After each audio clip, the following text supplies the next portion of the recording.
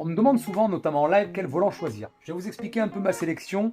Ça va dépendre de votre budget. On commence avec ce qui est pour moi l'entrée de gamme le plus correct, c'est le Logitech G27.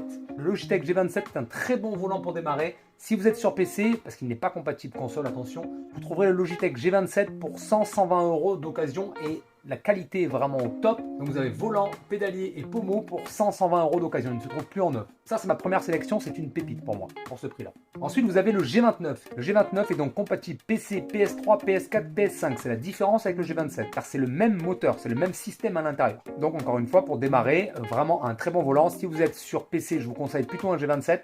Sauf si vous préférez effectivement ce type de volant. Mais le pédalier est le même, le pommeau est le même et le système à l'intérieur est le même. Donc si vous êtes sur PC, un G27 ça suffit largement. Un G29 ne vous apportera rien de plus. Ensuite vous avez le G920. Le G920 c'est un G27, G29, c'est tous les mêmes.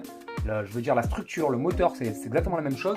Sauf que celui-ci est compatible Xbox. Donc si vous êtes sur Xbox, vous partirez plutôt sur un G920 qui est fait pour la Xbox tout simplement. Ensuite vous avez le G923. C'est comme le G920, il est compatible Xbox. Et à côté de ça, vous avez le G923 PS qui lui est compatible justement PlayStation. Donc là, on vient de voir pour un budget d'environ 100-120 euros d'occasion jusqu'à 300-330 euros pour un G29, G920, 923, etc.